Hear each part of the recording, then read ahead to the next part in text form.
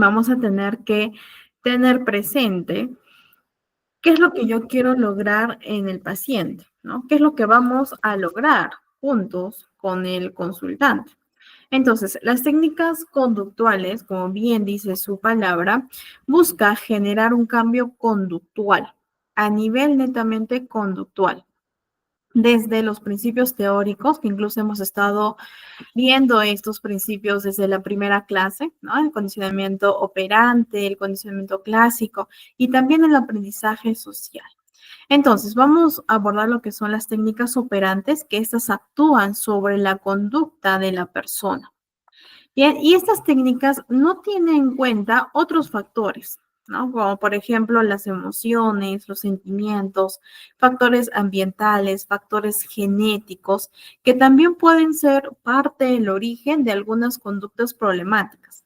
Sin embargo, la técnica conductual busca precisamente lo que les mencionaba, un cambio netamente a nivel de la conducta. ¿Bien? Es por eso que no se toma en consideración otros factores cuando estamos hablando de técnicas conductuales. Sin embargo, recuerden que la TCC es técnicas cognitivas y conductuales. ¿Bien? En la próxima clase vamos a ver lo que son las técnicas cognitivas.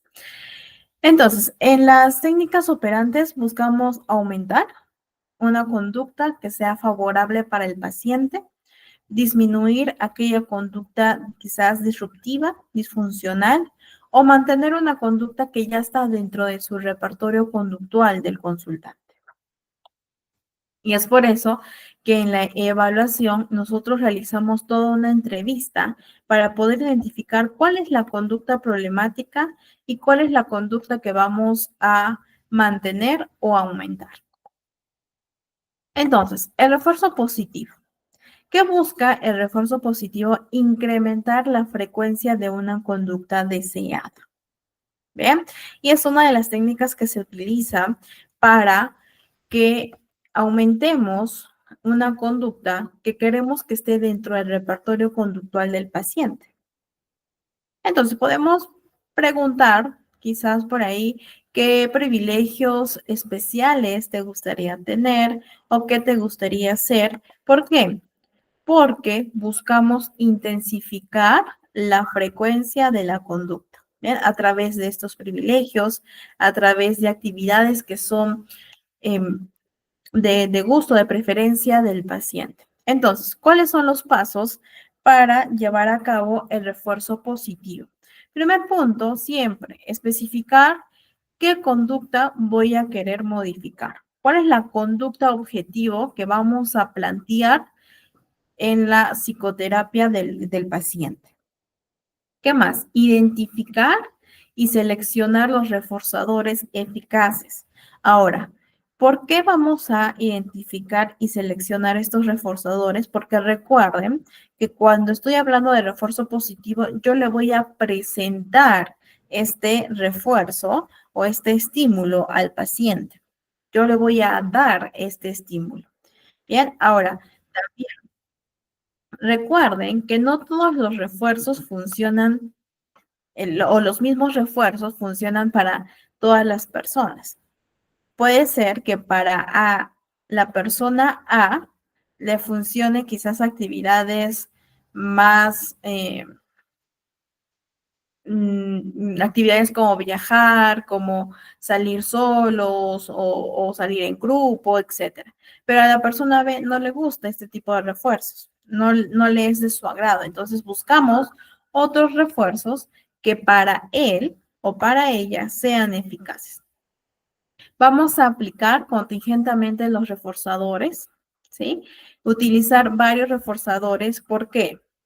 Porque la persona puede saciarse del mismo reforzador, es decir, ya no va a tener el mismo impacto si yo utilizo lo mismo. Por ejemplo, de repente estamos trabajando con niños y si yo siempre le refuerzo a mi niño con estrellas, stickers, va a haber un momento en el que el niño se va a saciar y ya no, el estímulo ya no va a tener el mismo impacto que en un inicio. Entonces, para ello o para evitar esto, es importante utilizar varios reforzadores que sean eficaces para el paciente. Bien, ¿qué más? El reforzador tiene que ser contingente y tiene que darse en positivo, ¿no? Es decir, si el niño o alguien realiza una conducta adecuada, en la felicitación en positivo, ¿no? Vamos a entregar quizás las fichas también, ¿no? Diciéndole al paciente, mira, tú has hecho tal cosa, ¿no? Tal conducta, muy bien, felicitaciones, entonces te vamos a poner tu estrellita, ¿no? Y algo importante, ¿no? El refuerzo positivo, si bien es cierto, ayuda bastante para poder incrementar la conducta que deseamos, hay que enseñarles a los pacientes, sea niño, adolescente, adulto, a reforzarse a sí mismo. Porque recuerden que no siempre vamos a ser reforzados por los demás. No siempre voy a tener este refuerzo positivo por las personas, ¿sí? Nosotros podemos hacer un buen trabajo, pero no siempre va a ser reconocido. El niño puede hacer muy bien su tarea, pero no siempre la Miss o el profesor o la mamá le va a decir, muy bien, felicitaciones, eres un buen niño, eres un inteligente, ¿no? ¿Bien? Entonces, para evitar que las personas se vuelvan dependientes a estos refuerzos positivos, es importante el hecho de enseñarles a que ellos se autorrefuercen. Lo hice bien, estoy dando lo mejor de mí, es todo mi esfuerzo, yo puedo hacerlo. Y si por ahí el niño, la persona o el adolescente, el adulto se equivoca, hay que enseñarle a reforzarse por todo el proceso y no solo por el resultado. Puede ser que el resultado no me gustó, no era lo que yo esperaba, pero el proceso para lograr tal resultado, eso también se tiene que reforzar. ¿Bien? Y el reforzamiento negativo es cuando nosotros retiramos un estímulo aversivo, algo que no le gusta al paciente, que le es desagradable.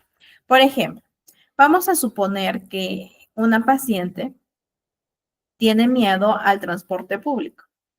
Entonces, dicha paciente se encuentra en el paradero y ya está a punto de subir, ¿no? Al transporte público. ¿Qué pasa? Que comienza a tener sensaciones ansiosas, ¿no? Es decir, el cuerpo comienza a reaccionar con tensión muscular, respiración acelerada, movimiento constante quizás de la pierna, palpitaciones, etc. También los pensamientos, ¿no? Esos pensamientos desagradables que puede tener el paciente, ¿no? Por ejemplo, y si pasa un accidente, o si me roban, si no llego a casa, etcétera. ¿Bien?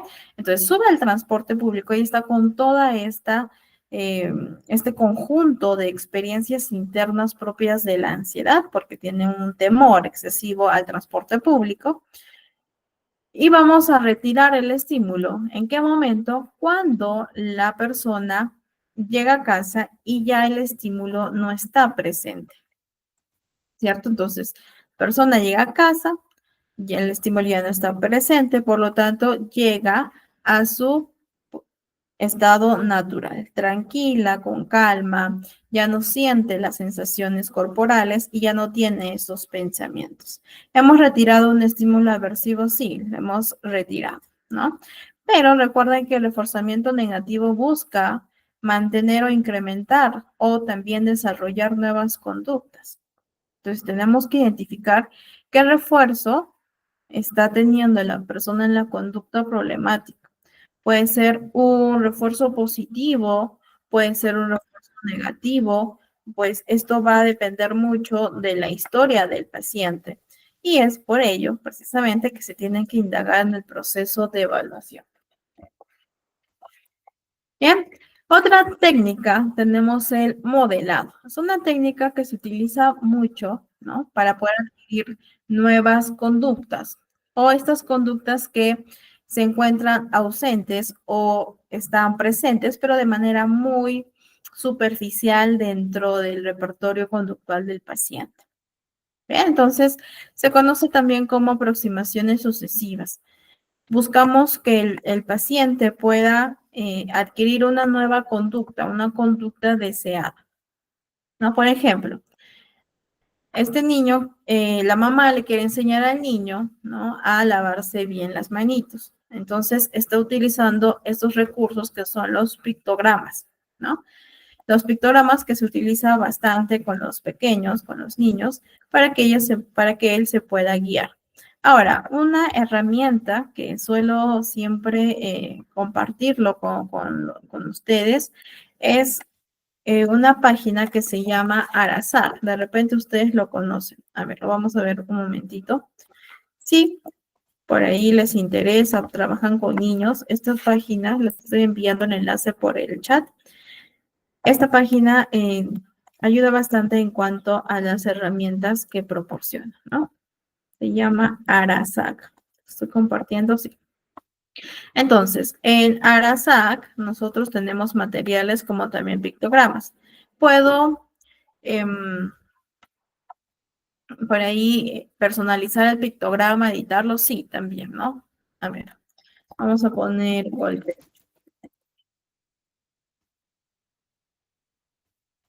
Yo quiero este pictograma y lo voy a personalizar. Le voy a poner un color de fondo, color blanco, de repente quiero un marco de color negro. Le voy a poner un tachado, ¿sí? Porque no es una conducta adecuada. Bien, y ya tengo mi pictograma. Listo para descargarlo y de esta manera utilizarlo con el niño. Ahora también tienen aquí materiales y acá van a encontrar varias herramientas de la terapia cognitivo-conductual que es también para modificar la conducta y para que pueda conocer, gestionar sus emociones. Bien, también, ¿no? Todo tipo de material aquí ustedes pueden encontrar, por ejemplo, rutinas para los niños, ¿no? Que ellos son más visuales. ¿No? Acá tienen sus rutinas para que ellos trabajen.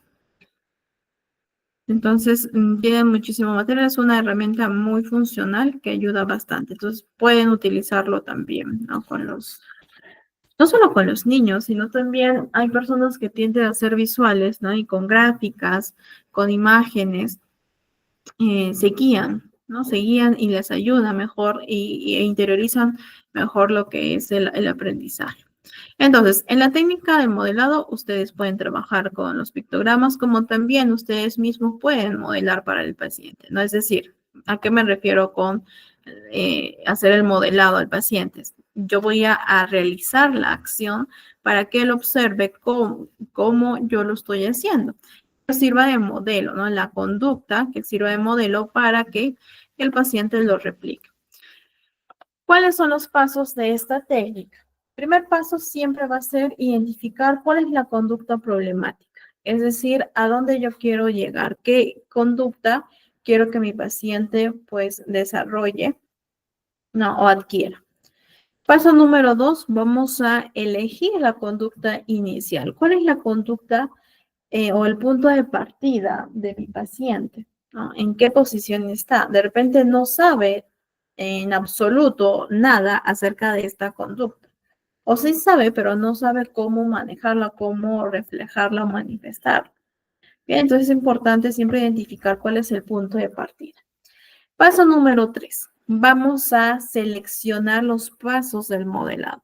Es decir, ¿cuál va a ser el paso número 1, 2, 3, 4, 5, 6 o 7 para que el paciente se pueda guiar? Una vez que ya hemos seleccionado los pasos, hay que determinar el tamaño de cada uno de estos pasos, identificar si el paciente ya tiene los recursos para poder realizar tal paso. Sí, eso es importante. Y también el tiempo que va a tener que permanecer en cada uno de estos pasos. ¿Ya? Y finalmente, seleccionar lo que son reforzadores eficaces para el consultante y utilizarlos cada vez que la conducta aparezca, ¿no? Cada vez que el paciente se aproxime a la conducta deseada. Bien, como les digo, pueden utilizar pictogramas, ya les he enviado un material, bueno, un enlace, O también pueden utilizar ustedes, ¿no? Ustedes pueden realizar la conducta que queremos que el paciente realice para que sea observada y de esta manera pues la replique. Bien, chicos, recuerden que si hay alguna duda o alguna consulta, me avisan, ¿sí? Por el chat que yo siempre estoy al pendiente y lo resolvemos. Vamos con las técnicas para eliminar o también para reducir conductas, ¿no? Especialmente estas conductas que no deseamos y que pueden causar un malestar emocional en el paciente o perjudicial también para otras personas. Tenemos la técnica del castigo, que a veces tiende a ser muy utilizada, pero hay que saber cómo lo utilizamos. Que recordemos que estamos hablando de personas que por ahí tienen una historia y la historia no siempre es una historia bonita, ¿no? Tiene sus experiencias un tanto tediosas, lo que hace que el paciente pues haya reducido o que haya incrementado una conducta que no deseamos. Entonces, el castigo, igual, tenemos un castigo positivo y un castigo negativo. El castigo positivo, aquí nosotros aplicamos un estímulo aversivo, es decir, yo le presento a mi paciente un estímulo desagradable para que para que podamos eliminar la conducta, ¿no?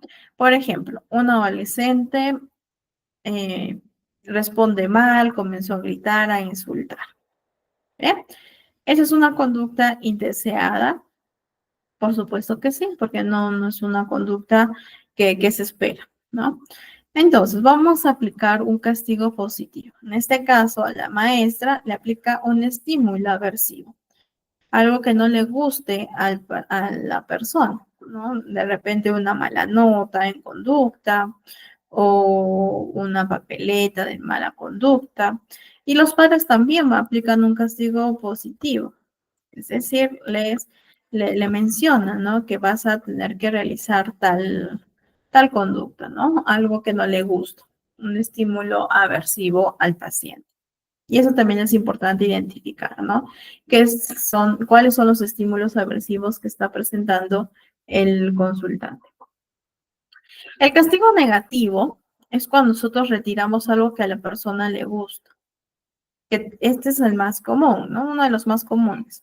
Por ejemplo, un niño que comienza a comportarse mal, ¿no? Mal, comienza a gritar, a insultar, a pegar, a tirar las cosas, etc. Vamos a retirar algo que a él le gusta. Quizás al niño le gustan mucho los videojuegos.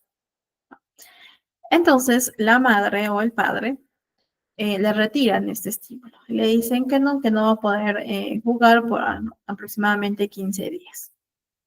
Le retiramos algo que le está o que le gusta al pequeño, de modo que con esto reducimos las conductas, ¿no? Reduzco la conducta indeseada.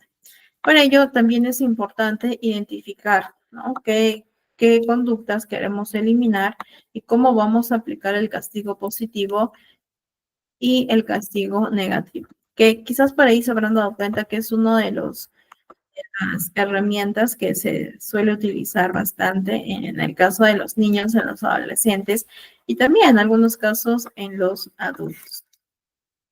Algo que tenemos que considerar, bien, al momento de aplicar el castigo, es siempre combinarlo con la enseñanza. No solo voy a retirar algo que le gusta al niño o no solo le voy a presentar algo que no le guste a la persona, sino explicarle por qué estoy tomando esta medida, ¿no? ¿Qué es lo que quiero lograr con este castigo positivo o negativo? Explicarle para que él o ella lo pueda entender y comprender de modo que pueda hacer también conciencia de su propio comportamiento. El castigo no se puede aplicar de manera arbitraria. Eso es importante porque va a generar mucha confusión en las personas. No se puede aplicar de manera arbitraria, sino de manera contingente a la conducta. ¿Bien? Y algo importante, cuando apliquemos el castigo, no perdamos la calma. Si estamos trabajando con niños, con adolescentes, tenemos que indagar cómo son o cuáles son las estrategias que tienen los padres al momento de aplicar estos castigos positivos o negativos. Porque pasa que los padres no se autorregulan de manera adecuada, ¿no? Por ejemplo, en la semana pasada tuve una pacientita que es pequeña, es una niña, y la mamá me dijo, ¿no? Ayer yo exploté porque uno de sus empleadores, pues, renunció y la dejó su trabajo con mayor carga, etcétera, ¿no? Entonces estaba tensa, de cólera y tenía mucha rabia. Eh, a lo que va a casa, ¿no? Y la mamá va a casa y la pequeña no quería ponerse un jean porque el jean le apretaba, entonces no podía moverse con el jean. Pero la mamá quería que se ponga el jean porque tenían que salir. Entonces la pequeña la observa a la mamá que está enojada y comienza también a gritar. Entonces ambas, ¿no? Tanto la mamá como la niña comienzan a tener un estallido emocional, ¿no? Propio de la cólera. Y le aplica el castigo, ¿no? Le aplica el castigo, pero perdiendo la calma. ¿No? Entonces esto es importante siempre psicoeducar a los padres, en el caso que trabajemos con niños o adolescentes, de aprender a autogestionarse, porque siempre nuestra calma va a ser la calma de los hijos. Y el castigo inmediato es más eficaz. Eso es importante, ¿no? Ante la conducta que ya haya ejecutado el paciente, se tiene que aplicar ya sea el castigo o el refuerzo que acabamos de ver hace unos momentos. Bien, tenemos la sobrecorrección. Es una técnica que también suele utilizarse bastante, que es un tipo de castigo, ¿no? Procedimiento de castigo en el cual la persona debe realizar de manera repetida las conductas adecuadas. Por ejemplo, quizás un niño, ¿no? Pintó las paredes, ¿no? Y es algo que no le gusta a los padres. Entonces, ¿qué vamos a hacer? Sobrecorregir. Es decir, que el niño pueda solito o acompañado, mejor dicho, pueda limpiar la pared, ¿no? Que hay sucia. Entonces le damos los insumos para que el niño pueda realizar la corrección correspondiente.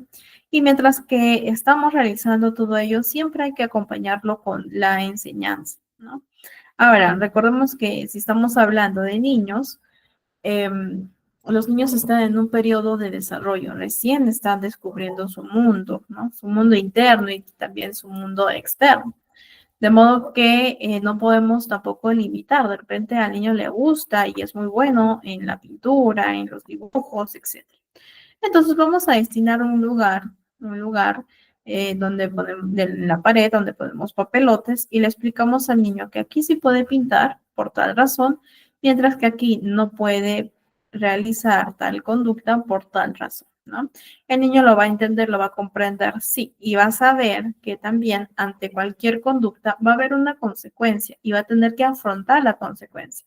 En este caso, como pinto las paredes, ¿cuál es la consecuencia? Limpiar las mismas, ¿no? Y con ello le estamos enseñando nuevamente, ¿no? Que toda conducta o toda misión tiene una consecuencia. Por otro lado, tenemos la extinción. Es cuando nosotros eliminamos el refuerzo de una respuesta. Es el cese del reforzamiento de una respuesta. Lo que hace que al momento de ya no reforzar una conducta, eliminamos de manera eventual dicha conducta. Por ejemplo, una persona que tiende a emitir comentarios imprudentes, ¿bien? O comentarios negativos. Entonces, un día están en casa y esa persona nuevamente emite este tipo de comentarios. Vamos a identificar qué está reforzando la conducta. Y nos damos cuenta que el reforzamiento de la conducta es la risa del hermano, ¿no? Entonces, el paciente emite el comentario y el hermano se ríe. Al momento de reírse, el hermano está reforzando la conducta, sí. Es decir, que estamos utilizando el refuerzo positivo. Yo le presento un estímulo agradable. Está celebrando esta conducta o este comentario inadecuado. Para eliminar esto, vamos a utilizar la extinción, ¿bien? Es decir, el cese de reforzamiento. Hablamos con un hermano, ¿no? Y eliminamos esta risa. Cosa que cuando nuevamente la paciente realice el comentario inapropiado y ya no reciba este refuerzo, ya no haya una risa, de manera eventual va a eliminarse la conducta, ¿no? En el caso de los adolescentes o también en el caso de los adultos. En el caso de los niños, lo que es muy común, las rabietas. Si el niño está realizando una rabieta porque quiere un chocolate y yo le doy el chocolate, voy a reforzar la conducta porque va a saber que para la próxima vez que él quiera un chocolate, un juguete o algo que yo le compre, le va a funcionar el hecho de hacer su rabieta. Pero si yo no le doy y estoy permanente en la decisión de no darle en ese momento, entonces poco a poco se va eliminando la conducta. Estamos extinguiendo la conducta inadecuada. Bien, entonces hemos visto algunas técnicas conductuales, el refuerzo positivo negativo, el castigo positivo negativo, el modelado, hemos visto también la sobrecorrección y la extinción. Bien, ahora vamos a abordar un poco de la respiración profunda. La respiración profunda es una de las herramientas que se utiliza bastante, precisamente porque ayuda mucho a reducir los síntomas propios de la ansiedad, ¿no? Síntomas fisiológicos de la ansiedad. También reduce síntomas de la depresión, reduce síntomas de la ira, la tensión muscular, reduce también lo que es la fatiga. Bien, ahora, algo que tenemos que siempre mencionarle al paciente es que los efectos pueden tomar unos días en aparecer. Es decir, si yo realizo solo un día, es muy probable que no se realice. Es decir, que no tenga los efectos que yo quiero. Bien, eso es importante mencionarle al consultante. Si yo realizo solo una vez, como cualquier herramienta psicológica, no voy a tener el mismo resultado. Por eso es importante hacerlo todos los días. Entonces, ¿cómo es la respiración profunda? Aquí hay dos puntos importantes. El primer punto, que al momento de inhalar, lo hacemos por la nariz, el aire no se puede quedar en el pecho. El aire no se queda en el pecho, sino que ingresa hacia el vientre. Se infla el vientre y vamos a retener por 4 segundos. Contamos, ¿no? 1, 2, 3, 4. ¿Bien? Y al momento de exhalar, lo realiza por la boca y acaba el punto 2, ¿no? El punto 2 más importante, que es que la exhalación tiene que ser mucho más larga que la inhalación. ¿Sí? Si yo, por ejemplo, inhalo en 4, entonces voy a exhalar en 8. Y es algo que sí o sí se le tiene que mencionar al paciente. E incluso, ¿no? Esto se realiza y se practica en la sesión. Bien, entonces, de esta manera se lleva a cabo lo que es la respiración profunda. Inhalo por la nariz, retengo, exhalo por la boca. ¿Cuáles son los dos puntos claves? El primer punto es que al momento de inhalar, el aire no se queda en el pecho, sino que ingresa al vientre. Y el segundo punto es que al momento de exhalar, esta tiene que ser más larga, más lenta que la inhalación. ¿Bien? Recuerden la importancia de que el estómago se pueda expandir de manera que entre el aire en la parte baja de los pulmones. Y esto lo tiene que realizar el paciente todos los días, ¿no? Y es algo importante porque muchas veces respiramos y el aire solo se queda en el pecho, no es una respiración profunda. Tenemos por otro lado lo que es la respiración por tensión. Es como una relajación que se le va a enseñar al paciente. Ojo, ¿cuál es la primera respiración que nosotros enseñamos? Es la respiración profunda, ¿ya? Vamos a hacer la respiración por tensión. Le decimos al paciente que se siente o que lo puede ser también tumbado, ¿no? Dependiendo si tenemos el material. Y va a tener que realizar 3 respiraciones profundas. El paciente ya sabe que es una respiración profunda, ya conoce el término. Y no solo conoce el término, sino que ya lo ha practicado. ¿Bien? Entonces, inhala y exhala por la boca 3 veces. Y le decimos, vamos a iniciar los ejercicios de relajación por tensión. Quiero que te concentres en este momento en los músculos de tus manos. Quiero que hagas un puño con ambas manos. ¿Bien? Ahora, quiero mencionar lo siguiente. Cuando nosotros realizamos este ejercicio, hay 2 puntos importantes. El primer punto es nuestra voz.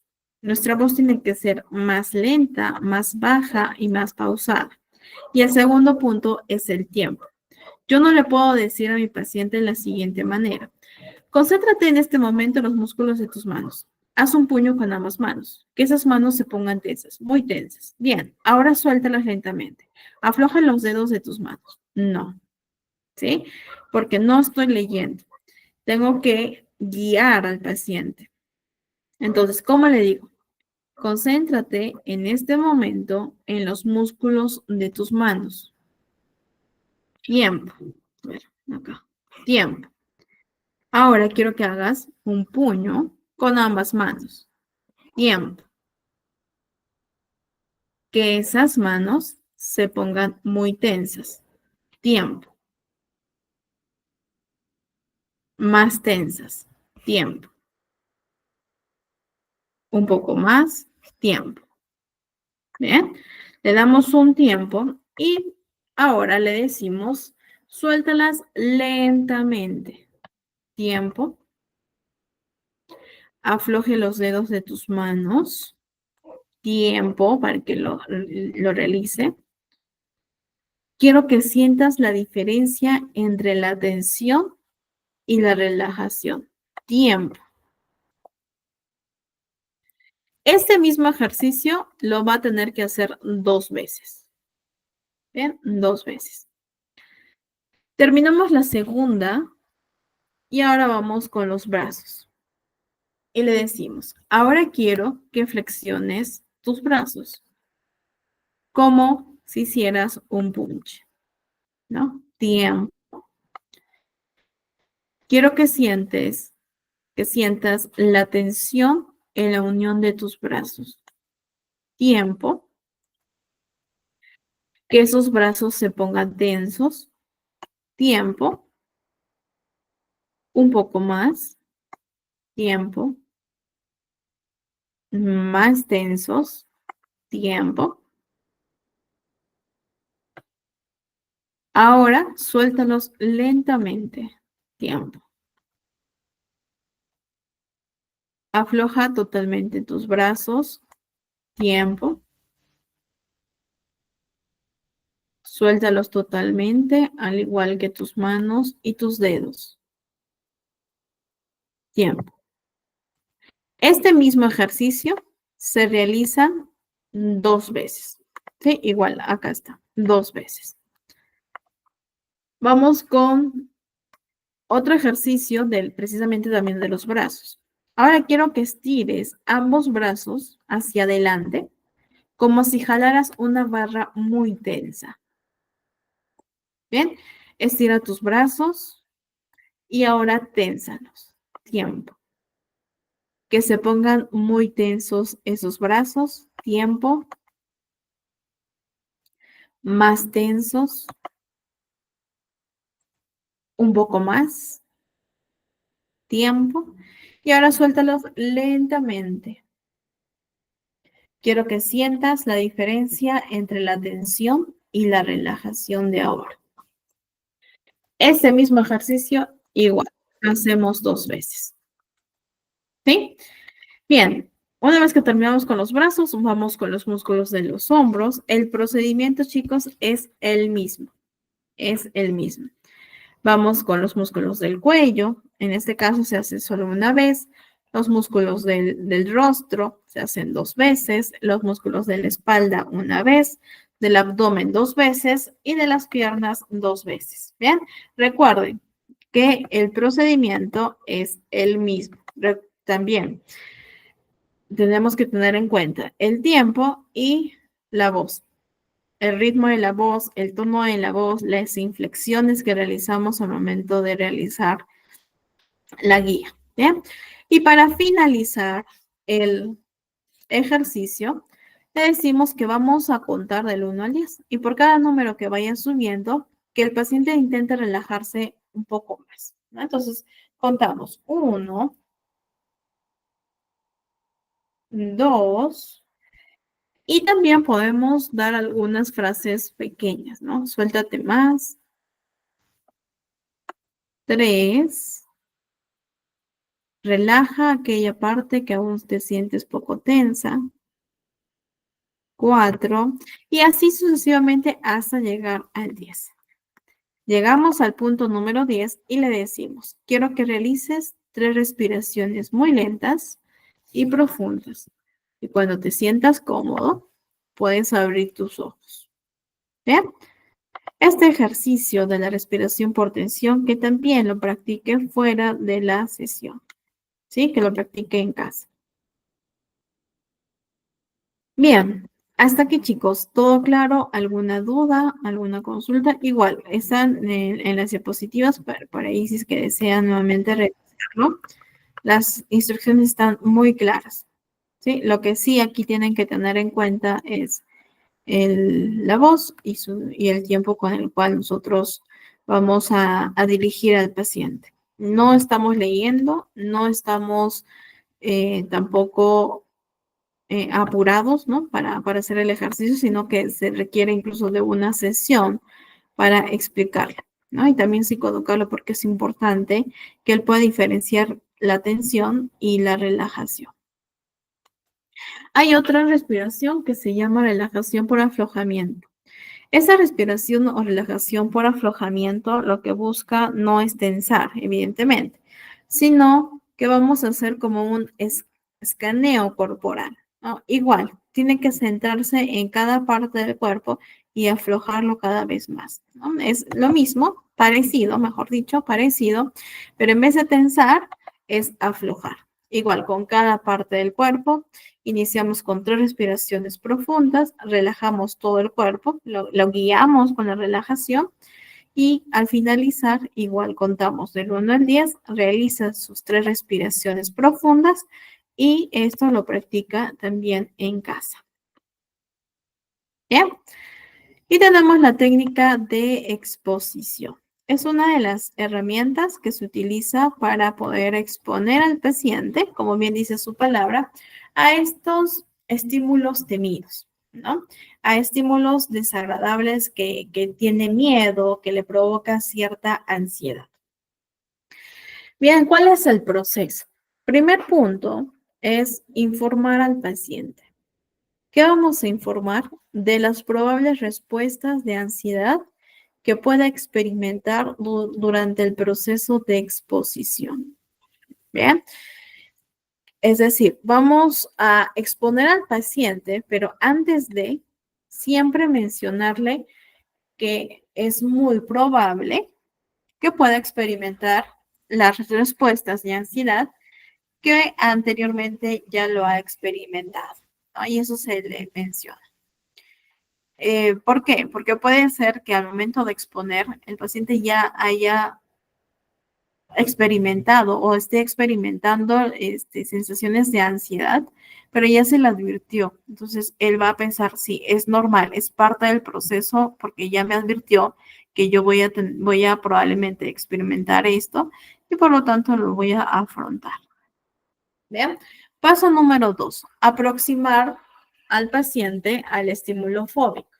Ahora, hay 2 tipos de técnicas de exposición. La exposición simbólica y la exposición en vivo.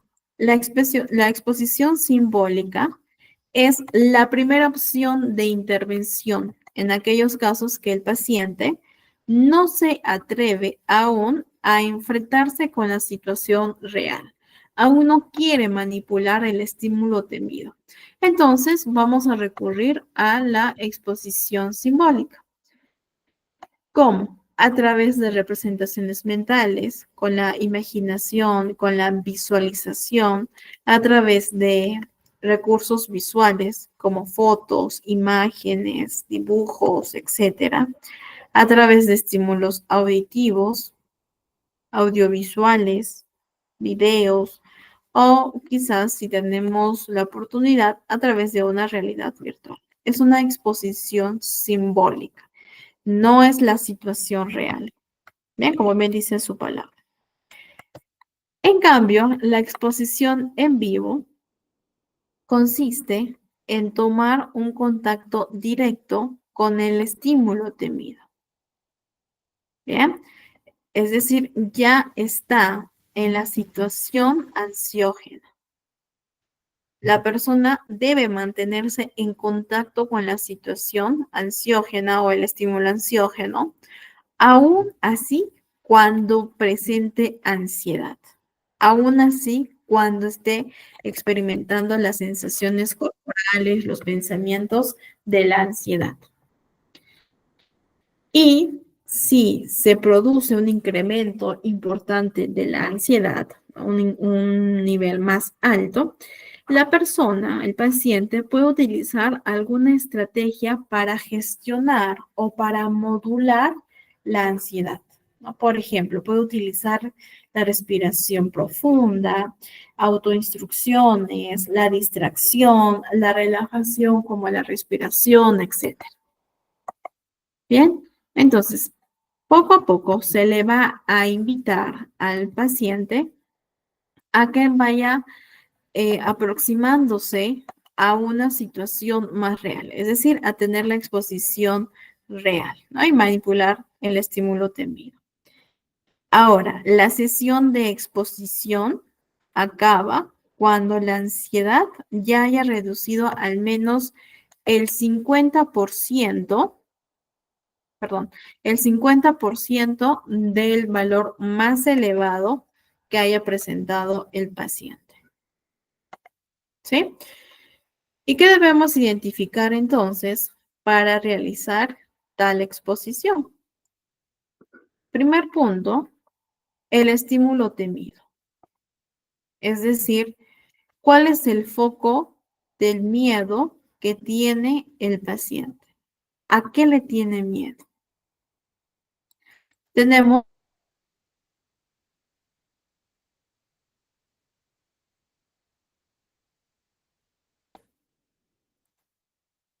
el estímulo temido. Es que se van a burlar de mí, o voy a tener un accidente, o le puede pasar algo a mi mamá, a mi papá, a mi pareja, etc. ¿Cuáles son estas consecuencias que el paciente teme? Paso número 3. Vamos a identificar cuáles son las conductas de evitación que utiliza el consultante. Es decir, ¿qué hace o qué trata de hacer el paciente para prevenir las conductas temidas? Y finalmente, los desencadenantes de la ansiedad. ¿Qué personas, qué situaciones o qué contextos asocia el estímulo temido y por lo tanto desencadena las respuestas de ansiedad? Yo una vez identificando todos estos 4 pasos, ya puedo realizar las técnicas de exposición, siempre y cuando se le informe al consultante en qué consiste, para qué es y qué buscamos con exponer al paciente de manera simbólica y posteriormente de manera real. ¿Bien? Ahora, recuerden que cuando estamos en una exposición en vivo, ¿sí? Cuando estamos en una exposición en vivo, probablemente el paciente presente, presente ansiedad. Y esta ansiedad puede ser elevada en un nivel muy alto. Por tal razón, es importante darles algunas herramientas, como por ejemplo la respiración profunda, que ya le hemos visto, también la distracción, que eso lo vamos a ver en la próxima clase, y finalmente, o también otra, la autoinstrucción. Vean, vamos a ver un pequeño video de la herramienta de las autoinstrucciones, que es una herramienta que busca modificar el diálogo interior, ¿no? Ese diálogo que puede ser destructivo en el paciente, autodestructivo, buscamos cambiar, ¿sí? Bien, entonces vamos a ver un pequeño video de las... Ven a ver, un momentito, por favor.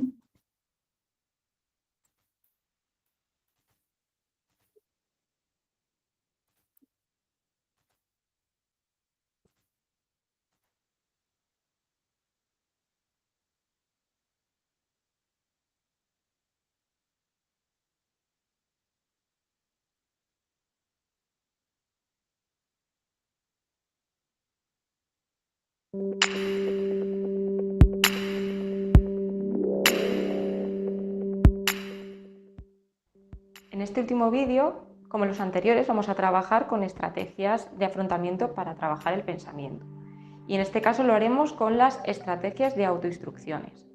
El entrenamiento en autoinstrucciones es un diálogo interno con nosotros mismos que consiste en guiar la planificación de lo que vamos a hacer, de lo que vamos a decir o a pensar. En momentos difíciles como en el que nos encontramos ahora mismo, en ocasiones establecemos un diálogo interno negativo con nosotros mismos, lo cual incrementa todavía más el malestar. A diferencia de los vídeos anteriores en los que aprendimos a cambiar estos pensamientos negativos, el entrenamiento en autoinstrucciones se trata de poder contrarrestarlos para así poder afrontar correctamente la situación. En resumen, se trata de establecer unas verbalizaciones internas adecuadas para guiar con éxito nuestra conducta. Este entrenamiento en autoinstrucciones se basa en que cada situación tiene 3 fases. En primer lugar, la primera fase es la fase de preparación y es todo lo que nos decimos antes de enfrentarnos a la situación. En segundo lugar, tenemos la fase de enfrentamiento, que es la fase en la que estamos afrontando la propia situación. Y en tercer lugar, tenemos la fase de resolución, que es lo que nos decimos cuando ha pasado, cuando se ha resuelto la situación. Podemos elaborar una lista de mensajes para repetirnos antes, durante o después de enfrentarnos a la tarea que nos causa temor. Estos mensajes nos los repetiremos en voz alta o a nosotros mismos. Siempre tenemos que tener en cuenta que deben cumplir las siguientes características. Deben ser frases cortas, frases que nos impliquen en la actividad que vamos a realizar y deben estar adaptados siempre a nuestro vocabulario y a nuestra forma de expresarnos. Las enunciaremos también en un marco realista y con un carácter positivo. A continuación veremos algunos ejemplos de estrategias de autoinstrucciones, pero recuerda que lo más importante de todo es que sean personalizadas y que estén adaptadas a ti mismo para que te sean de una máxima utilidad. Para el antes. Estar nervioso es normal con todo lo que está pasando. Intentaré respirar lentamente para calmarme. No puedo controlar todo en la situación, pero sé que puedo hacer esto, y me centraré en esto. Puedo hacerlo, ya me he enfrentado con esto antes y lo he superado otras veces. Si lo necesito, pediré ayuda a alguien. Para el durante. Voy a centrarme solo en lo que ocurre aquí y ahora. Primero tengo que hacer esto, ahora voy a hacer esto y lo siguiente es esto. Lo estoy haciendo bien, puedo soportar esto. Siento ansiedad, es normal. Voy a respirar profundamente 2 veces y continuar. Para el después. Lo he hecho muy bien. Hoy he hecho un buen trabajo. No he logrado esto, pero sí he podido hacer esto.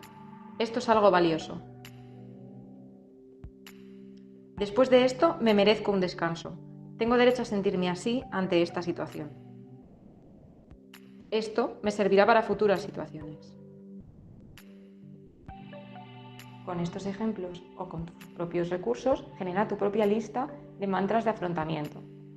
Puedes además utilizar refranes, frases hechas que te ayuden en la vida diaria y que sean más fáciles de repetir, y practícalas también todos los días. Las puedes combinar con otras técnicas de afrontamiento como por ejemplo ejercicio físico, relajación o mindfulness.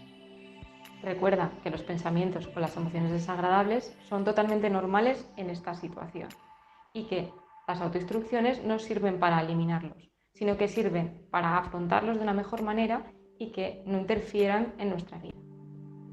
Esperamos que este vídeo y los anteriores te hayan sido de utilidad.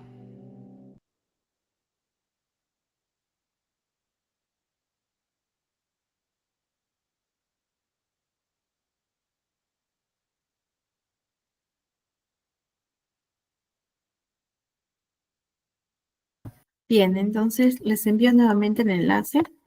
Es una herramienta que se utiliza mucho, ¿no? Por el impacto positivo que tiene en los pacientes. Entonces, esas autoinstrucciones, como les mencionaba, busca eh, cambiar el diálogo interior, ¿no? Estos pensamientos autodestructivos, pensamientos autodemandantes, cuando están realizando alguna actividad, cualquier actividad, ¿no? Cualquier actividad, sea una actividad propia a nivel personal, a nivel académico, a nivel profesional, y que incluso les puede generar ansiedad, ¿no? Al momento de realizar tal tarea. Y esto se utiliza en la exposición en vivo para que el paciente pueda darse autoinstrucciones antes, durante, durante y después, ¿no? De haber realizado la exposición o cualquier otra tarea o actividad. Bien, y ahora vamos a ver lo que es la desensibilización sistemática. Bien, ¿cuál es el objetivo de utilizar la desensibilización sistemática? Eliminar la conducta de miedo. Bien, la conducta evitativa, ¿no? Que el miedo pues está produciendo en la persona, ¿no? En este caso en el paciente. Por esto se le enseña al paciente una respuesta contraria a la ansiedad.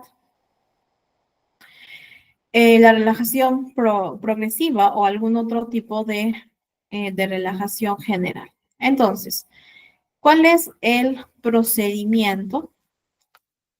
Primer punto, siempre vamos a realizar una jerarquía. Vean, a ver, vamos a ampliar un poquito para poder hacer un ejemplo y guiarnos de esto. Recuerdo a una de mis pacientes, ¿no? Una de mis pacientes que sufrió un accidente de tránsito. ¿Bien? Sufrió un accidente de tránsito, no recuerda cómo sucedió todo, pero lo que sí ella mencionaba es que al momento de despertar escuchaba los sonidos propios de la máquina de la respiración, los doctores, las inyecciones, ya estaba en el hospital siendo atendida. Desde ese momento ella deja de asistir, ¿no? A cualquier tipo de hospital, de cualquier tipo de clínica, porque ya comenzó a tener miedo. Incluso para usar el tensiómetro tenía miedo, para usar o que le pongan alguna inyección también, ¿no? Tenía temor. Bien, entonces es algo que ella vivenció y hicimos la desensibilización sistemática, ¿no? Entonces, vamos a hacer una lista de aquellas cosas que tengan miedo, ¿no? En este caso, propios del hospital. La ambulancia, ¿bien? ¿Qué más? Las inyecciones, tenía miedo al tensiómetro.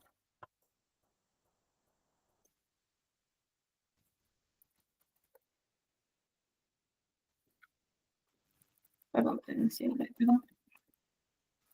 Tenía miedo a la intervención quirúrgica. Bien, tenía miedo a lo que todo, bueno, a las enfermeras y al hospital en sí. Bien, esa fue parte de su lista. Una vez que ya tenemos toda la lista, vamos a hacer la jerarquía. A la intervención quirúrgica es el mayor miedo en un 100%. Es algo que no lo soportaría. Posterior a ello, tenía miedo a la ambulancia en un 70%. Al hospital en un 50%. A las enfermeras tenía un 40%. Al tensiómetro un 30% y a las inyecciones un 10%. ¿Vean? Esta es la jerarquía. Desde el nivel menor hasta el nivel más alto que tiene miedo. En este caso, un 100% a la intervención quirúrgica. ¿Listo? Entonces, una vez que ya hemos realizado la lista con la jerarquía, vamos a iniciar primero con aquello que tiene menos miedo. En este caso sería las inyecciones, ¿cierto? Porque está en un 10%. ¿Bien? Iniciamos con las inyecciones. Ya hemos identificado el procedimiento. Vamos a relajar al consultante, ¿sí? Es decir, que realice sus respiraciones lentas, que realice sus respiraciones profundas, que se siente relajado. Si por ahí nos funciona un poquito más la relajación por aflojamiento, excelente, ¿no? De modo que esté bien, bien relajado el paciente. Y le solicitamos que visualice la escena. ¿Qué escena? Que le están poniendo o colocando una inyección. Aquí se le enseña al paciente que levante su dedo índice cuando visualice claramente la escena. Es decir, cuando haya incluso utilizado todos sus sentidos, que observe la aguja, que sienta la sensación al momento de que ingresa la aguja, que escuche los sonidos de las personas, de la enfermera o de alguien que le está colocando la aguja, etc. ¿Bien? Que visualice claramente todo, utilizando dentro de lo posible todos los sentidos al momento de visualizar. Levanta el dedo índice cuando ya visualizó y se deja al paciente que siga visualizando durante 5 a 10 segundos más. Termina este periodo de tiempo y el paciente va a sentir ansiedad porque es algo que teme, ¿no? Y va a tener que mantener la visualización de la escena con la respiración profunda. Aquí solo respiración profunda. Le decimos que termine de visualizar la escena y le preguntamos el grado de ansiedad. ¿En qué nivel se encuentra su grado de ansiedad dentro del 0 al 10, siendo 10 el nivel máximo? De repente el paciente nos dice en un 8. Bien, ¿qué hacemos? Repetimos nuevamente la misma escena. ¿Cuál? La inyección, ¿no? La escena de la inyección. Se repite la misma escena, el mismo procedimiento, es decir, mantiene la visualización con la respiración profunda, levanta el dedo índice, le damos 5 o 10 segundos más de tiempo para que siga visualizando y otra vez le preguntamos de visualizar la escena y ahora en qué nivel se encuentra el grado de ansiedad. En un 5. ¿Bien? Otra vez, repetimos la misma escena, el mismo procedimiento, el mismo procedimiento. Y cuando en 2 presentaciones seguidas, en 2 visualizaciones seguidas, ya no experimente ansiedad, que esté en un nivel 0, entonces es aquí donde pasamos a la siguiente escena de la jerarquía. Bien, en este caso, chicos, en el chat por favor van a colocar su respuesta. En este caso, ¿cuál sería la siguiente escena que vamos a visualizar?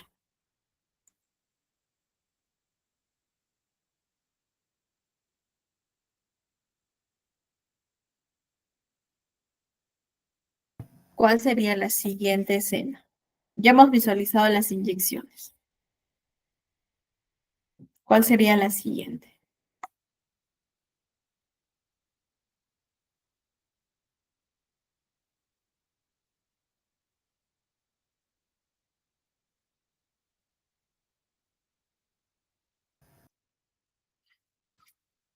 Excelente. Muy bien.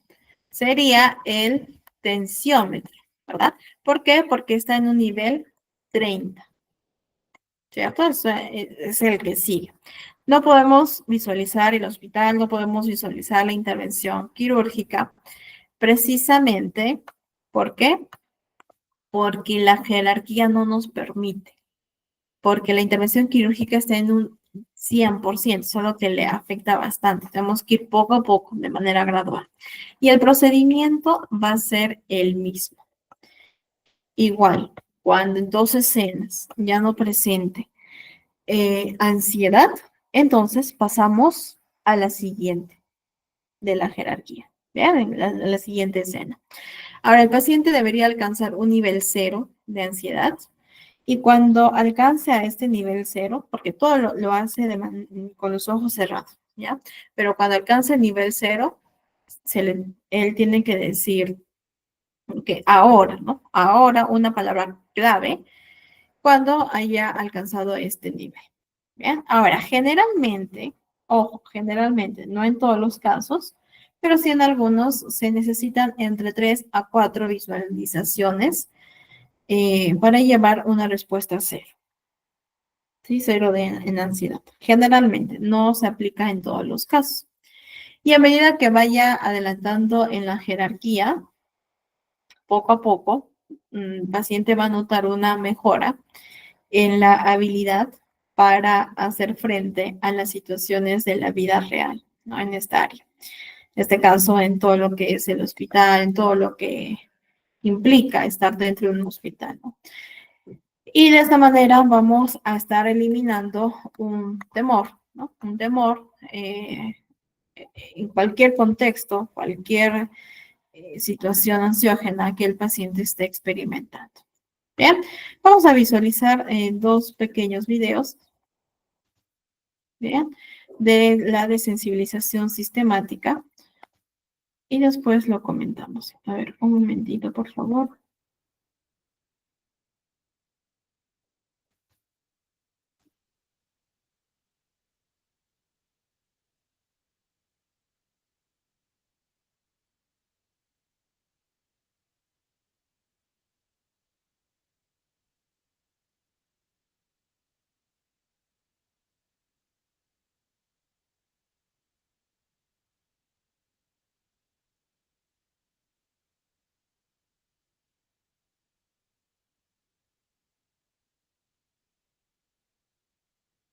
Desensibilización sistemática es una forma de intervención psicoterapéutica usada en el tratamiento de trastornos de ansiedad y alteraciones psicológicas asociadas a estos. Plantea una especie de entrenamiento en el que los pacientes aprenden a gestionar las emociones producidas por experiencias demandantes, siguiendo una curva de dificultad ascendente, de lo fácil a lo más complicado, adaptándose al progreso de la persona. La desensibilización sistemática parte de la idea de que para superar un trastorno de ansiedad es necesario aprender a afrontar ese malestar, en vez de intentar bloquearlo o escapar de él. De este modo llega la habituación, con la que poco a poco se va desvaneciendo la reacción intensa ante los estímulos ansiógenos. Tal como la propone Joseph Ball, se basa en el condicionamiento clásico. El principio consiste en que la intensidad de una respuesta como la ansiedad puede ser reducida a través de la emisión de una respuesta incompatible, como podría ser la relajación. La aparición de ciertos estímulos fóbicos produce respuesta de ansiedad. De forma conjunta, se pretende provocar una respuesta automática de relajación que interfiera con el malestar del estímulo aversivo. El proceso de desensibilización sistemática generalmente involucra los siguientes pasos. Número 1. Establecimiento de jerarquía de ansiedad. El terapeuta trabaja con el paciente para identificar una jerarquía de situaciones o estímulos relacionados con la fobia, donde cada elemento se califica en función del nivel de ansiedad que genera. Los elementos en la parte inferior de la jerarquía son los menos ansiosos, mientras que los de la parte superior son los más ansiosos. Número 2. Relajación. El paciente aprende técnicas de relajación, como la relajación muscular progresiva o la respiración profunda, que le ayudarán a controlar su ansiedad. Número 3. Exposición gradual. El paciente, en colaboración con el terapeuta, comienza a enfrentar los elementos de la jerarquía de ansiedad, comenzando por los menos ansiosos. Durante estas exposiciones, el paciente practica las técnicas de relajación para mantener su ansiedad bajo control. Número 4. Desarrollo de tolerancia. Con la repetición de la exposición a los estímulos temidos, el paciente desarrolla una mayor tolerancia a la ansiedad asociada. Con el tiempo, la ansiedad disminuye y el estímulo ya no provoca una respuesta de ansiedad intensa. Número 5. Avance en la jerarquía. A medida que el paciente se siente cómodo y menos ansioso en las situaciones menos temidas, progresa gradualmente hacia los elementos de la jerarquía de ansiedad que generan un mayor nivel de malestar. La desensibilización sistemática se basa en el principio de la inhibición recíproca, que sugiere que la respuesta de relajación es incompatible con la respuesta de ansiedad y que la exposición a estímulos ansiosos mientras se practica la relajación puede llevar a la extinción de la respuesta de ansiedad. Esta técnica ha demostrado ser eficaz en el tratamiento de una variedad de fobias y trastornos de ansiedad, y es una de las técnicas de terapia cognitivo-conductual más utilizadas para abordar estos problemas. Sin embargo, es importante que la desensibilización sistemática sea realizada por un terapeuta entrenado para garantizar una implementación efectiva y segura. Para saber más sobre ansiedad, ve el siguiente video. Recuerda suscribirte y activar la campana de notificaciones. Por el momento, esto ha sido todo. Atentos al siguiente.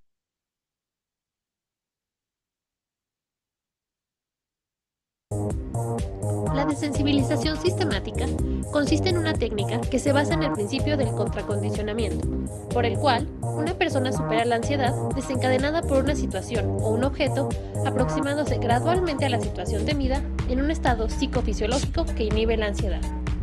A continuación, se dará un ejemplo de cómo llevar a cabo este tipo de psicoterapia.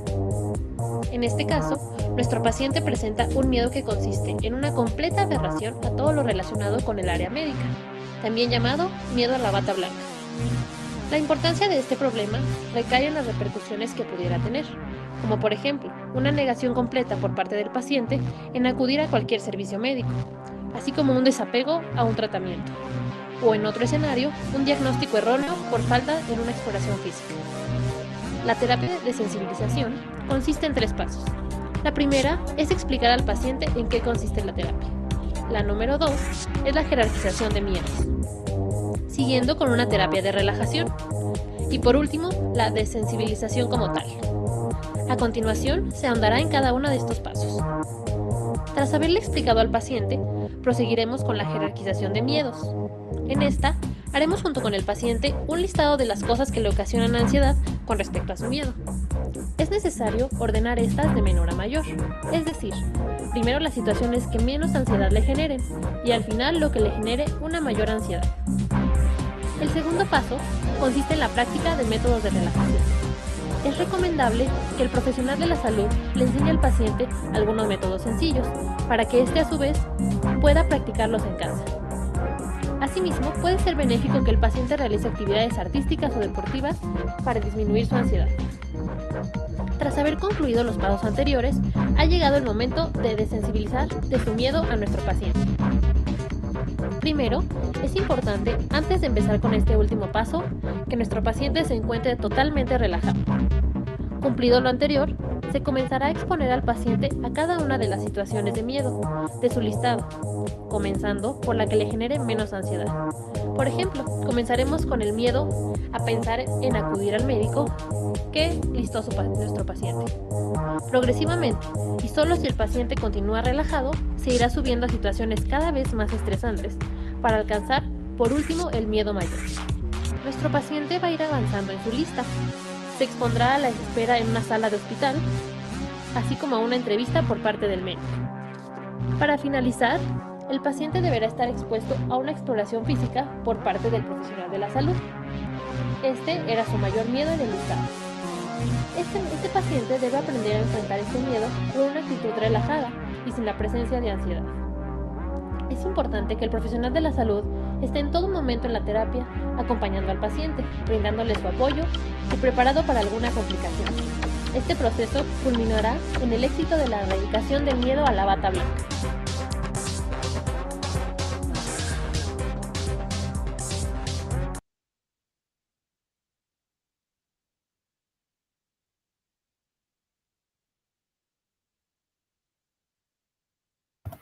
Bien, les envío el enlace de este último video. A ver, un momentito.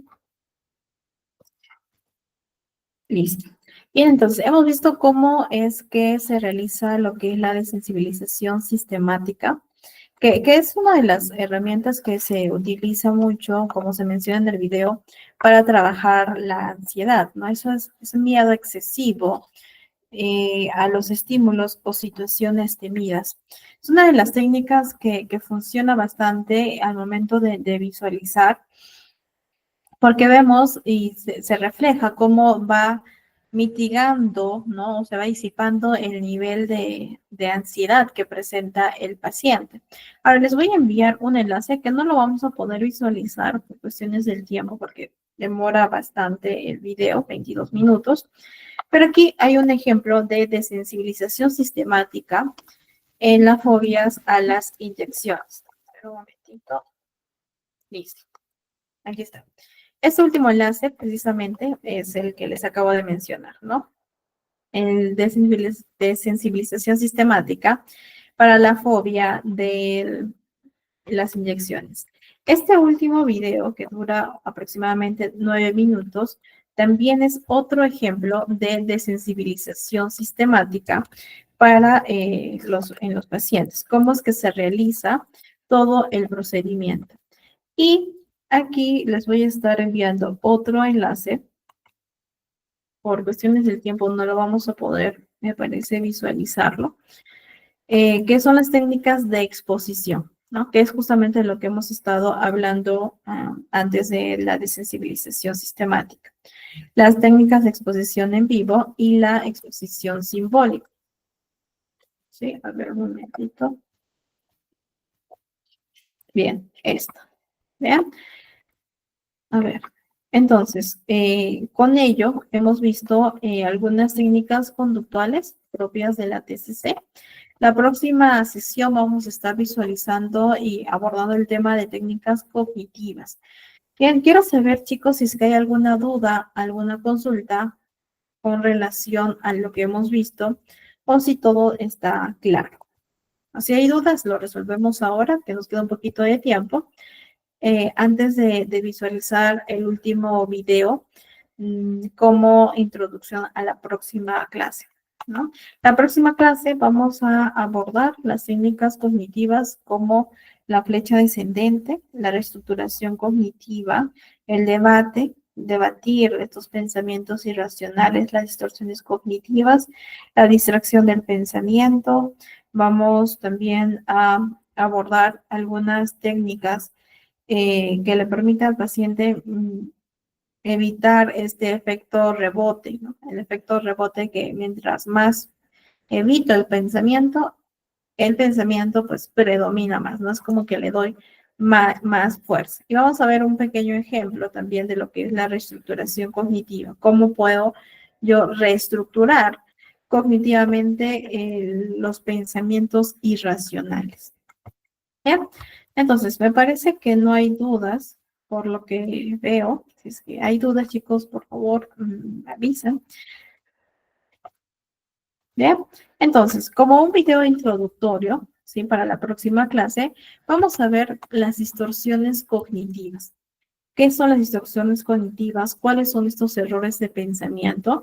Y qué es precisamente las que vamos a tener que debatir al paciente, porque estos son los pensamientos que le genera malestar emocional al consultante. ¿Bien?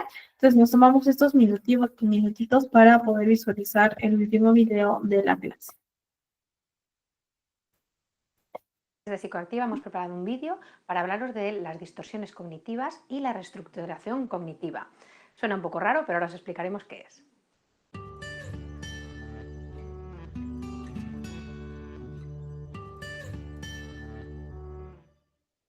Aaron Beck es uno de los padres de la psicología cognitiva.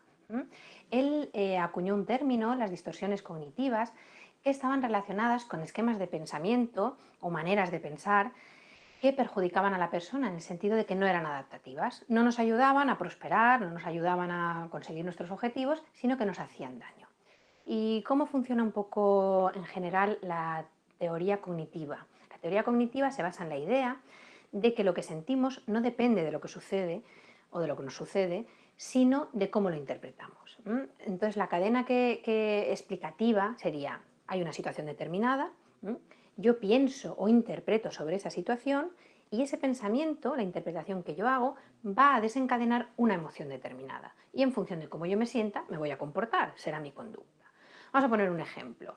Imaginaos que la situación es que yo he quedado en un restaurante con una amiga a cenar y empieza a retrasarse. Y después de 40 minutos ahí esperando, yo pienso, ¿no? Esta es mi interpretación. Se le ha olvidado, me ha dejado plantada. Si yo pienso eso, ¿cómo me voy a sentir? Pues muy probablemente me sentiré decepcionada, me sentiré enfadada, emociones negativas, intensas, estaré disgustada. ¿Y cuál será mi conducta? Pues probablemente levantarme e irme.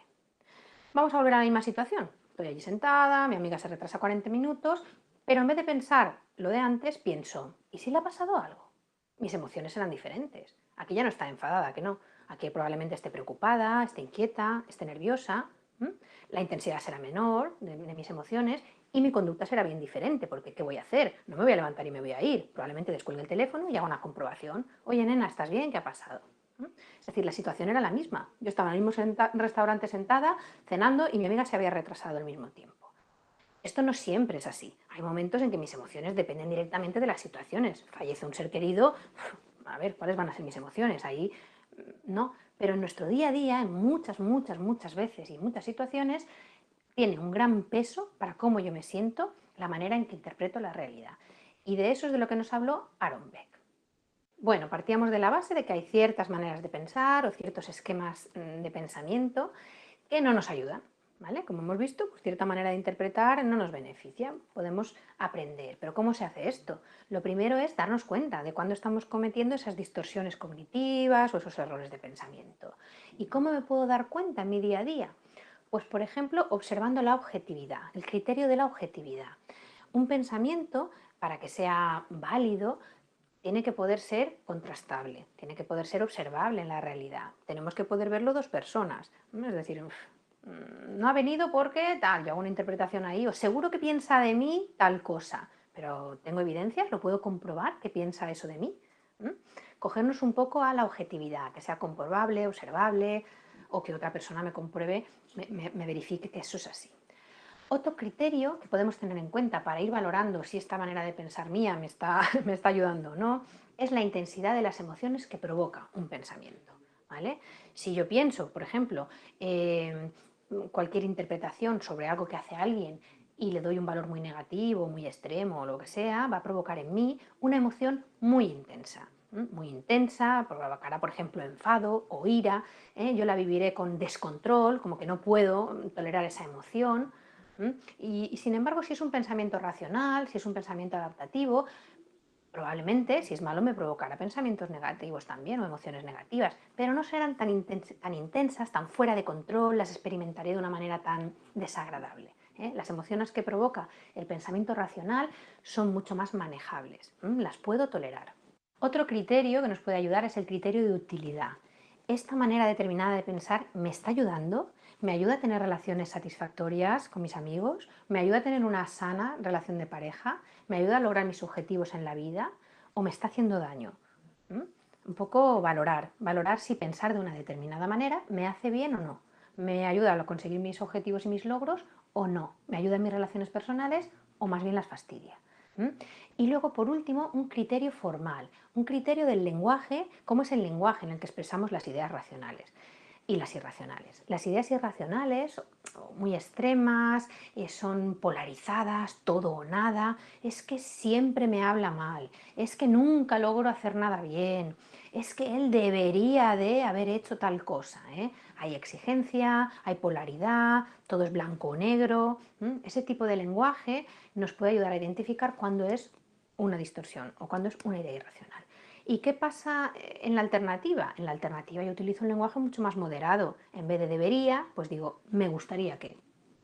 O en vez de nunca me sale nada bien, pues diría, bueno, pues a veces me equivoco. Es una manera de darnos cuenta de cuando estamos yéndonos a esa manera de pensar un poco rígida y que no nos ayuda. Distorsiones cognitivas hay muchísimas y todas las personas en algún momento dado pensamos de esta determinada manera. El problema es cuando eso nos perjudica de una manera visible, o cuando lo hacemos siempre, o cuando lo hacemos en todas las situaciones, porque es normal pensar de esta manera en alguna ocasión. El problema es cuando nos provoca malestar. Vamos a ver algunas de las distorsiones cognitivas más frecuentes. La generalización excesiva, lo que decíamos, es que siempre, esta persona siempre me trata de una determinada manera o siempre llega tarde. Bueno, pues a lo mejor si lo pensamos bien, alguna vez sí que llega a su hora esa persona. Luego el pensamiento polarizado. Polarizado significa todo o nada, blanco o negro. Nunca haces nada bien, nunca logro mis objetivos. Pues no, si lo piensas fríamente, probablemente la gran mayoría de veces pues sí que logres tus objetivos y alguna vez hayas fracasado, que es lo habitual. Pero cuando yo pienso así, las emociones que desencadena eso son muy desalentadoras. Si yo pienso que nunca hago nada bien, pues imaginaos.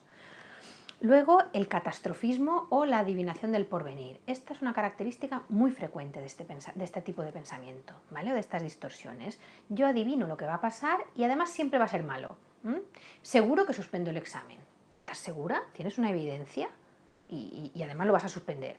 Es decir, hay una anticipación catastrófica. Esto sucede mucho también en las personas ansiosas. La anticipación y siempre poniéndose en lo peor. Luego la lectura del pensamiento, la lectura de la mente del otro. Estará pensando que tal y que cual, o me ha mirado así porque no sé qué y no sé cuántos. No somos adivinos, no tenemos una bola de cristal, no sabemos. Yo me tengo que fijar en lo que las personas hacen, que es la conducta observable. ¿Os acordáis del criterio primero de objetividad? Si esa persona es amable conmigo, yo no tengo por qué pensar que seguro que por dentro me está criticando. No tengo evidencias. Es decir, vamos a fijarnos un poco en lo concreto y darnos cuenta cuando eso es más una adivinación nuestra que la realidad. Luego la magnificación o la minimización. ¿Qué quiere decir esto? Pues que yo me voy a focalizar siempre en las cosas, o voy a maximizar las cosas que confirmen mis temores, mis miedos. A lo mejor una persona es siempre amable conmigo, pero un día pues no lo ha sido, o me ha hecho un mal gesto o tal, pero yo me voy a coger a eso. No me voy a coger a las 20 veces que ha sido muy educada y muy amable, me voy a coger a esa, porque es la parte que toca lo que a mí me hace daño.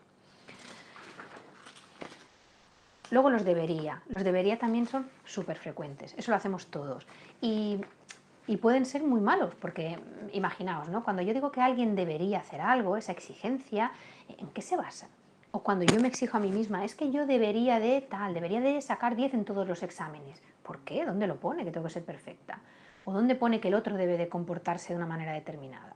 ¿No? Es que esta persona me debería de llamar todas las semanas, si es un buen amigo. Pues ¿por qué? A lo mejor en su manera de relacionarse no entra a llamar cada semana. Él te demuestra que te quiero, que te aprecia de otras formas. Es decir, ahí estamos poniendo una exigencia que no está escrita en los 10 mandamientos de la Biblia. Es algo que es nuestro criterio, pero no tiene por qué ser el del otro. Y por última, la autoinculpación, por último, ¿no? Es otro también frecuente, la culpa excesiva, atribuirnos todo lo malo que pasa o todo lo malo que sucede. Pues bueno, con la culpa cautela, porque no todo es culpa nuestra, todo no depende de nosotros, y hay veces en que no tenemos nada que ver. Y bueno, una vez identifico, como decíamos, los pensamientos y sé cuáles son, cómo se cambia esto, ¿no? Cómo cambia uno de manera de pensar. Pues bueno, al principio se hace la reestructuración cognitiva, que se dice. Es lo que hacemos muchos psicólogos en terapia. Cuando se identifica una situación en la que se ha utilizado una distorsión cognitiva, un pensamiento distorsionado o irracional sobre ella, se trata de reinterpretarla.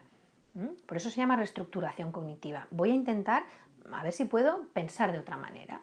¿Vale? Por ejemplo, si yo digo, es que mi marido debería de llamarme a mediodía para ver cómo me ha ido la jornada laboral. Se debería, ¿no? La exigencia. ¿Cómo me siento yo si mi marido no me llama? Pues me voy a sentir pues enfadada, disgustada, triste. ¿Y qué haré cuando llegue a casa? Pues probablemente ponerle morros, ¿no? O reprocharle algo. Esa sería una situación. ¿Qué hace la reestructuración cognitiva? Bueno, podemos cambiar ese debería por otro pensamiento más adaptativo. Pues mira, sí, podemos cambiarlo por me gustaría. Si yo digo, me gustaría que mi marido me llamara a mediodía para ver cómo me ha ido la mañana. Pues ahí si no me llama, como que ya no voy a estar tan enfadada, ¿no? Porque bueno, es algo que me gustaría, pero que no es una obligación impuesta por ley. Y probablemente mis emociones no sean tan intensas si no me llama, ni luego mi conducta sea igual. Un poco, al principio esto suena como un poco raro, un poco ortopédico que digo yo, ¿no? Porque se hace como muy forzado, hay que analizar todo y ver, pero luego, y os aseguro porque en experiencia propia lo he vivido, es algo que se automatiza. Cuando tú lo haces unas cuantas cosas, luego te das cuenta cuando estás pensando de una manera determinada, dices, oye, pues igual esto no es así, puedo hacer otra interpretación. Y claro, se vive mucho mejor. Se vive mucho mejor porque las emociones que acompañan a los pensamientos racionales son mucho más adaptativas que las que acompañan a los irracionales.